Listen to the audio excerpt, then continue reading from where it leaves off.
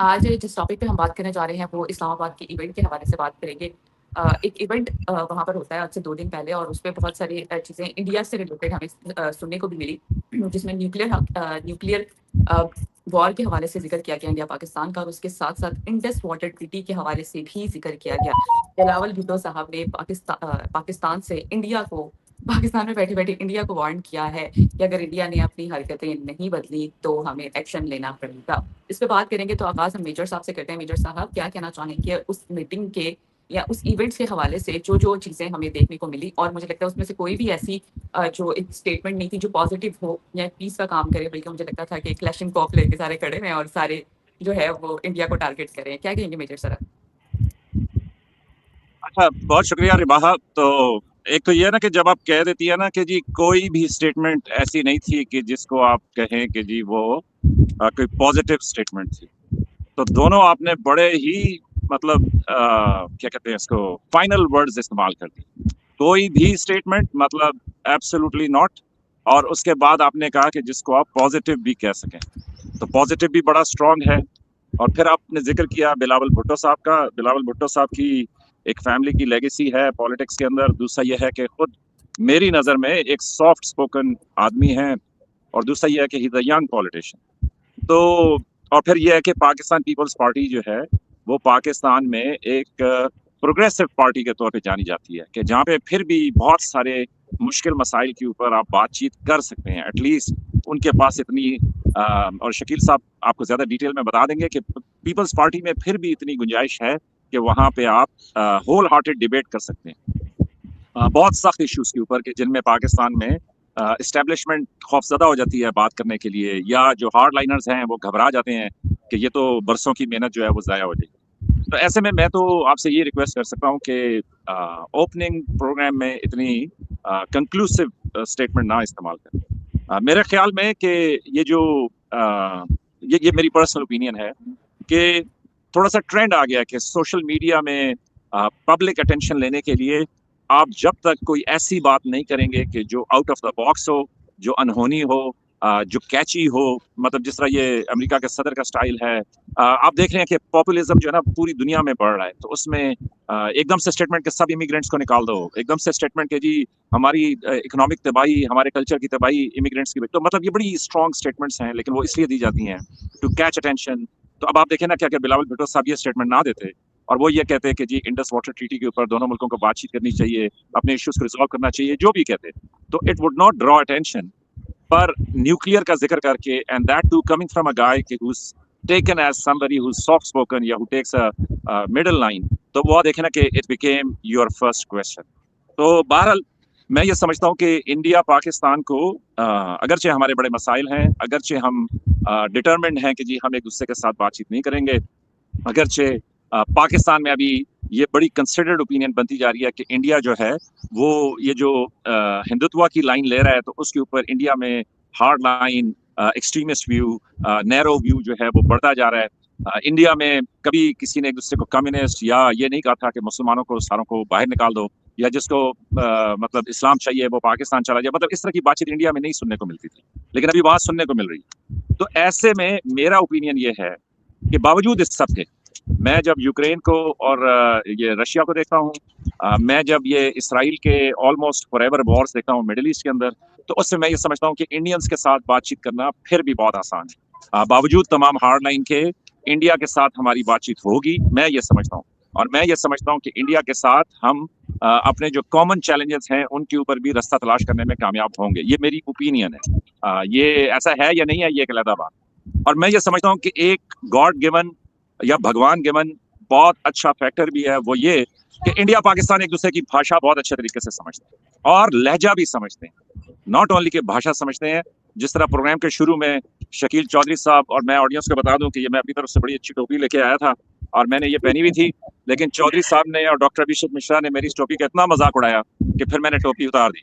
हालांकि हमें टोपी पहनाना भी आती है और पहनना भी आता है।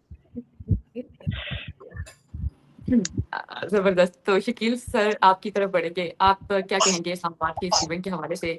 अ, इस पर इंडस वाटर ट्रीटी के हवाले से भी ज़िक्र हुआ। उसके साथ-साथ न्यूक्लियर वॉर के हवाले से और बिलावल भुट्टो साहब ने तो डायरेक्ट वार्न कर दिया इंडिया को। तो इस पर आपकी क्या राय है? जी, मेजर साहब ने कहा कि बिलावल बहुत सॉफ्ट स्पोकन आदमी हैं, लेकिन उनकी बातें जो है ना अक्सर काफ़ी सख्त होती हैं।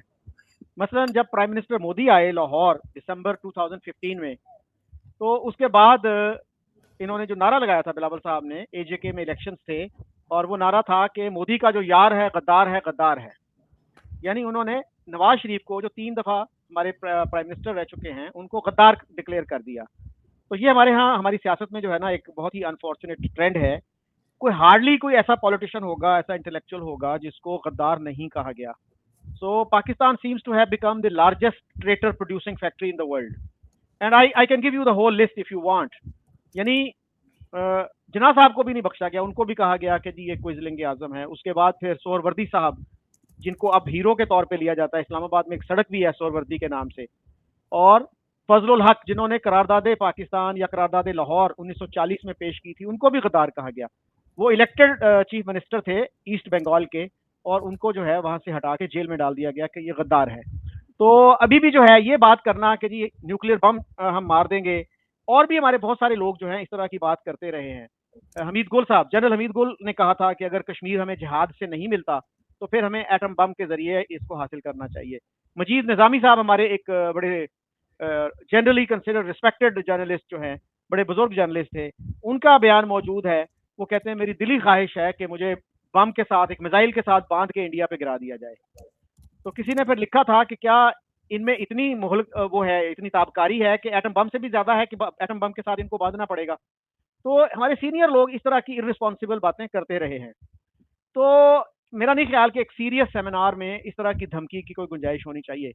और आपके इल्म में है कि इंडिया ने 2 खत लिखे थे before this suspension and Pahalgam, एक जनवरी 2023 में और दूसरा फरवरी 2024 में।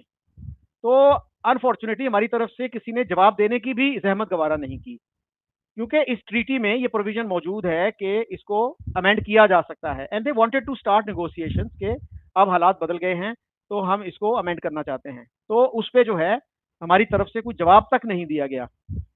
तो इसके अलावा इस ट्रीटी के हवाले से बड़ी इंटरेस्टिंग बातें जो है उस वक्त की गई थी हमारे यहाँ। इसको बहुत सारे लोगों ने सेल आउट कहा था कि अयूब खान ने पाकिस्तान का पानी इंडिया को बेच दिया। अच्छा, अब वो लोग, कोई ऐसा बंदा नहीं है जो ये बात करता हो कि अच्छा हुआ ये ट्रीटी सस्पेंड हो गई या ये कैंसिल हो जाए तो अच्छा है, क्योंकि अयूब खान ने इसमें गद्दारी की थी हमारे साथ। तो और दूसरी बात जो हमें नहीं बताई जाती कि इस ट्रीटी के साइनिंग के बाद इंडिया ने, आपको पता है कि 62 पाउंड स्टर्लिंग जो है वो पाकिस्तान को दिए थे। Other countries also gave money to Pakistan to build dam, and India 62 billion million आप कुछ भूल गए। 62 मिलियन पाउंड्स जी। तो वो हमारी किताबों में उसका जिक्र नहीं आता कि इससे शायद लोगों के जहन में इंडिया का जो तासुर है वो थोड़ा डिफरेंट ना हो जाए, वो थोड़ा सॉफ्ट ना हो जाए। तो हम वही बातें बच्चों को बताते हैं जिससे उनकी इंडिया से नफरत में इजाफा हो, ऐसी बात नहीं बताते जिससे उस नफरत में कमी हो। फिर आप देखिए कि 2010 में भी इंडिया ने 25 मिलियन की ऑफर की थी, जब हमारे यहाँ एक तो जल्जला आया था, फिर मेरा ख्याल है कि उसमें जो है बाद में भी इसी मौके पे आई थिंक ये अर्थक्वेक जो था कश्मीर वाला, उसके मौके पे 25 मिलियन डॉलर की ऑफर की थी। तो पाकिस्तानी गवर्नमेंट ने कहा कि हम आपसे डायरेक्ट नहीं लेंगे, आप यूएन को दे दें। भाई अगर आपने पैसे लेने हैं, बाकी मुल्क अगर आपको डायरेक्ट दे सकते हैं तो इंडिया के पैसे जो हैं क्या हराम है? अगर इतने ही हराम है तो फिर आप ना लें। तो इस तरह के जो हमारे रवैये रहे हैं वो मेरे ख्याल में हेल्पफुल नहीं है फॉर गुड नेबरली रिलेशंस। तो इस पर हमें थोड़ा सा गौर करना चाहिए। और इस सेमिनार में भी जो है किसी ने लिखा था सोशल मीडिया में कि भाई जो सबसे बड़ी पार्टी है वहां से तो किसी स्कॉलर को आपने बुलाया नहीं, इंडिया से भी किसी स्कॉलर को आप बुला लेते, वो ना आता अलग बात थी। आप सेमिनार में अनाउंस कर देते कि हम एक बैलेंस सेमिनार करना चाह रहे थे, हमने इंडिया से इन 2 स्कॉलर्स को, 3 स्कॉलर्स को भी इन्वाइट किया, वो नहीं आए, तो आपके सेमिनार की क्रेडिबिलिटी बढ़ जाती। और अब मेरा नहीं ख्याल कि कोई वर्ल्ड क्लास स्कॉलर वहां पे आया। सुना ये जाता है कि एक रशियन स्कॉलर आई थी खातून, एक अमरीकी थी। तो उनके क्या क्रेडेंशियल्स हैं, मे बी मेजर साहब can throw light on that. लेकिन if you wanted an academic exercise, a serious exercise, तो फिर आपको मेरा ख्याल है इंडिया से स्कॉलर्स को बुलाना चाहिए था। डॉक्टर साहब, आप ये जानना पड़ेंगे, क्या कहेंगे आप इस इवेंट के हवाले से? इंडस वाटर ट्रीटी के नाम पर हमने 3 वॉर लड़ी हैं और उसके बाद इंडिया जो है पाकिस्तान को, मतलब पाकिस्तान के पानी बंद कर देते हैं, फिर भी उसका इंडस वाटर ट्रीटी का कोई हल नहीं निकल सका। क्या कहेंगे सर, टेरर के साथ इंडिया जो है वो पाकिस्तान को हमेशा से, अभी कल भी आर्टिकल एक पढ़ रही थी, ये बिलावल भुट्टो साहब के स्टेटमेंट से जो है इंडिया की तरफ से भी जो आर्टिकल्स आए हैं उस पर टेरर का पाकिस्तान के साथ कनेक्टेड किया गया, क्या कहेंगे सर? देखिए रिबाज जी, मैंने बहुत गंभीरता से मेजर साहब को सुना और शकील सर को सुना, तो आपको तो मेरी असेसमेंट है ना, मैं पाकिस्तान से करीबन 3 साल से बात कर रहा हूँ, I guess I am reading for a new book as to what is Pakistan. Over a period of time कुछ अच्छी चीजें मुझे पाकिस्तान में दिखती हैं, मगर जो पाकिस्तान का परपेचुअल समस्या है वो समस्या है कि वो नॉलेज को ट्वीक करना चाहते हैं, ज्ञान को या जो ट्रांजैक्शन है उसको अपने हिसाब से इंटरप्रेट करना चाहते हैं। भारतवर्ष से उनकी दुश्मनी उनकी कंस्ट्रक्टेड हिस्ट्री का पार्ट है। मतलब झूठ बोल करके, भ्रम फैला करके दुश्मनी को जिंदा रखना, ये मैंने पहली बार देखा। जैसे मान लीजिए मेजर साहब यदि मेरे साथ कुछ अत्याचार कर रहे हो तो मुझे हक है कि मैं जाके बोलूं लोगों से कि हाँ भाई मेजर साहब अत्याचारी हैं। लेकिन अगर मैं अत्याचार नहीं कर रहा हूं, ऑन द कॉन्ट्ररी मैं आपकी भलाई कर रहा हूं, उसके बाद आप एक्स्ट्रा माइल्स जाएं ये कहने के लिए कि ये आदमी अत्याचारी है, तो फिर आप सोचिए ये समस्या कहां ले जाएगी आपको। इसका क्या सोल्यूशन है? कोई सोल्यूशन नहीं है। पाकिस्तान झूठ बोलता है अपने सब लोगों से, उन्होंने इसके लिए बकायदा इंस्टीट्यूशंस क्रिएट किए हुए हैं, उनका एक ही काम है perpetual lie. There is a book written by many scholars who says how to obtain perpetual peace. Pakistan, if it wants to have perpetual peace, please start speaking perpetual truth, or at least perpetually start speaking the fact if you are not still prepared for the truth. ये झूठ बोलना तो इनको बंद करना पड़ेगा। आइए मैं ये नहीं कहता कि उसका नियत क्या है, मगर झूठ ही है जिसकी वजह से युद्ध ये अगर कहीं जाता है उस मुहाने पे, बिकॉज समय कहां ले जाएगा हमें नहीं पता। लेकिन अगर हम झूठ की वजह से लड़ें तो ये दुर्भाग्य होगा मानवता का, ठीक है ना। मेजर साहब ने कहा कि ये जी हिंदुत्व का राइज हो रहा है, हिंदुत्व बढ़ रहा है, और हिंदुत्व जो है वो सारे समस्या की जड़ है। सारे समस्या की जड़ भारत में हिंदुत्व है। पहले कोई किसी को कम्युनिस्ट नहीं कहता था, पहले कोई किसी को ये नहीं कहता था कि तुम मुसलमान हो तो तुम चले जाओ यहां से। मेजर साहब ने कम्युनिस्टों की लिखी हुई हिस्ट्री पढ़ी है। छत्रपति महाराज शिवाजी की लड़ाई जो हुई औरंगजेब से, वो इसीलिए हुई कि उन्होंने उस पूरी लड़ाई का नाम स्वराज्य था, जो हमारे यहां मराठा वॉर के नाम से पढ़ाया गया। उन्होंने संस्कृत में जो चीजें लिखी, उन्होंने कहा हमें स्वराज्य चाहिए, क्योंकि मुसलमानों ने पंडितों के द्वारा राज तिलक करने तक पे बैन लगा दिया था भारत की भूमि पर। यहां पे आकर के तुर्कों ने ये काम किया था, मुसलमानों ने मंदिर हमारे तोड़े गए। ये चूंकि कम्युनिस्टों का मुसलमानों के साथ टाई अप हो गया तो उन्होंने मंदिरों को तोड़ने को अपना लिया। उन्होंने कहा ये बहुत अच्छा हुआ है, क्योंकि they had a visceral hatred for India. उसका सीधा कारण है कि इस्लाम और कम्युनिस्ट दोनों भारत से नफरत करते हैं। सच को तो बोलना पड़ेगा ना, गर्दन कटती है कट जाए, कौन साला यहाँ पे परमानेंट आया जीने के लिए। दुनिया का कोई रिलीजन बताइए जिसका स्टेटेड गोल है, रिलीजियस गोल, कि हमें फलाना देश के ऊपर उस देश का नाम लेकर के कहा गया है उसके ऊपर अटैक करना है और उसके राजाओं को हमें बंदी बनाना है। इसलिए नहीं कि वो बुरे लोग हैं, इसलिए कि वो खाली उस देश के राजा है। ये रिलीजियस गोल है आपका। भाई मैं परेशान हो जाता हूं। गजवा हिंद किसी ने ये नहीं कहा कि गजवा हिंद दाइफ है। मैंने मेजर सिर्फ दो ही बातें सुनी है, या तो ये हो चुका है या होने वाला है। आप क्या तो ये लगातार टीवी पे कहते कि होगा, ये खुरासान से फोर्सेज उठेंगी, वहां से फोर्सेज उठेंगी और ये सब हो जाएगा। उनको ये नहीं पता है कि ये बातें उतनी ही सच होंगी जितना कि ये धरती चपटी है। ये बातें उतनी ही सच होंगी कि जितना धरती के ऊपर ये जो पर्वत है उनको गाड़ दिया गया कील की तरह, ताकि धरती स्टेबल रहे। तो पॉइंट ये है कि ये सब आपने अपने माशरे में जो सिखाया है वो अब आपको हिंदुत्व के नाम से। भाई महाराज शिवाजी छत्रपति ने लड़ाई लड़ी, क्यों? हिंदुत्व की लड़ाई लड़ी, नाम था हिंदवी साम्राज्य की लड़ाई। उसके बाद महाराणा प्रताप ने अकबर के आगे सरेंडर करने से मना कर दिया, लड़ाई लड़ी उन्होंने हिंदुत्व की। ये 1857 के बाद जब अंग्रेज आए और उसके बाद 1947 में एक पर्टिकुलर फिलॉसफी ने जब जन्म लिया भारत में, जिनका ये टाई अप हो गया कि भारत में हिंदुत्व को खत्म कर देना है। जो नेहरू जी ने कहा था कि हिंदुत्व मस्ट नॉट डिवाइड। आप खत्म कर दोगे इसको, आप खत्म कर दिया आज आपने। ये आ गया सामने, आपके सामने पूरा रिजल्ट आ गया। इतनी पार्टियां भारत में बनी, जो हर कोई, हमारे देश के नेताओं ने कहा कि हमें हिंदुत्व पाखंड लगता है, लेकिन इस्लाम जो है वो बहुत जबरदस्त रिलीजन है। हमारे लीडर्स कहते हैं, अभी मैं आपको स्टेटमेंट सुनाऊंगा, कि हमें प्रॉफिट जो है वो बहुत अच्छे लगते हैं और आपके जो हमारे जो भगवान है वो पाखंड है। भाई तो प्रॉफिट का ही ये कहना है ना कि मैं गजवा हिंद दूंगा, तो ये हमारे यहाँ के लोग बैठ के गजवा हिंद में पार्टिसिपेट करेंगे, नहीं उसका पार्ट हो सकता। आप मुझे हिंदुत्व ब्रिगेड कह लें, मैं ऐसे कम्युनिस्टों के साथ अपना कोई संबंध भी नहीं देखता। तो देखिए, आपने ये जिन्ना को पढ़ लें, 1940 का जो उनका स्पीच जाके पढ़े, वो बार बार कह रहे हैं नेहरू गांधी तुम हिंदू हो, नेहरू गांधी तुम हिंदू हो, तुम एक्नॉलेज करो कि तुम हिंदू हो। आज ये कह रहे हैं मेजर साहब की हिंदुत्व वाले कहते हैं पाकिस्तान चले जाओ तुम मुसलमान हो, तो यही बात जिन्ना कह रहे थे। नेहरू और गांधी कहते कहते थक गए कि भाई हम तो सबके लीडर है। नहीं, तुम तो सिर्फ हिंदुओं के लीडर हो, क्योंकि तुम हिंदू हो। मुसलमानों का लीडर को बॉन्ड मुसलमान बनना पड़ता है। उन्होंने मुसलमानों के लिए अलग से कॉन्स्टिट्यूएंसी कर ली। कब यहाँ पे हिंदू, यहाँ का मुसलमान एसिमिलेट हुआ? जो इलेक्शन होते थे उसमें मुसलमानों की अलग कॉन्स्टिट्यूएंसी, मुसलमान को सिर्फ मुसलमान वोट डाल पाएगा। आज आपके मुंह से निकल रहा है कि, या तो फिर बोलिए ये कि जिन्ना गलत था। आज आपके वो जो है, वो जो दाढ़ी वाले औरंगजेब की तरह रखते, बीच वाला मुंह साफ रखते, मैं उनका नाम नहीं जानता, आपके कोई लीडर है, वो कह रहे जी हम इंडस वैली सिविलाइजेशन के बच्चे हैं। तो इंडस वैली सिविलाइजेशन के बच्चे जो है वो सेपरेट कॉन्स्टिट्यूएंसी में वोट डालेंगे। आप अपने ये जो जिस ज्ञान को आप परपेचुएट कर रहे हो और आपने उसका जो जाल बिछा दिया है पाकिस्तान में, और उसके लिए आप कितने भी झूठ बोल लें, वो आपको भोगना ही पड़ेगा। हालांकि अच्छी बात यह कि अब आपके यहां से मुझे कुछ सेन वॉइसेस सुनाई देने लगी हैं, मगर इंडस वैली सिविलाइजेशन के बच्चे आप नहीं हैं। इंडस वैली सिविलाइजेशन जो है एक अंग्रेजी वर्ड है। यहाँ के लोकल लिख जाके पढ़िए, संस्कृत, पाली और प्रकृत, उन्होंने कभी इंडस वैली सिविलाइजेशन का नाम नहीं लिया। यह विदेशी लिखता था। इस सिविलाइजेशन का नाम शुरू से भारतीय सिविलाइजेशन रहा है। उत्तरम यत्र समुद्रस्य हिमाद्रय दक्षिणम वर्ष तत् भारतम नाम भारती यत्र संतति। उसके बाद आपको मैं बताऊं कि जब मेरी दादी थी कि एक वो मंत्र गाती थी, नर्मदा सिंधु कावेरी का एक मंत्र हुआ करता था, मैं आपको सुनाता हूं। वो मंत्र ऐसे था, गंगे च यमुने च गोदावरी सरस्वती नर्मदे सिंधु कावेरी जलस्मिन सन्निधिम कुरु। भारत में बहने वाली हर नदियों का नाम है। ये कोई इंडस वैली सिविलाइजेशन नहीं है। इंडस भी उतनी ही पवित्र है जितनी कावेरी, जितनी झेलम, जितनी रावी, जितनी और नदियां। मैं आपके इसलिए जो आपको हिंदुत्व कह रहे हैं, तो जाके पहले शिवाजी को पढ़िए। हमने तुर्कों को यहाँ इनवाइट किया था कि तुम आ जाओ और हमारी जीवन शैली को प्रतिबंध कर दो, हमारे मंदिरों को तोड़ दो। हमने इनवाइट किया था।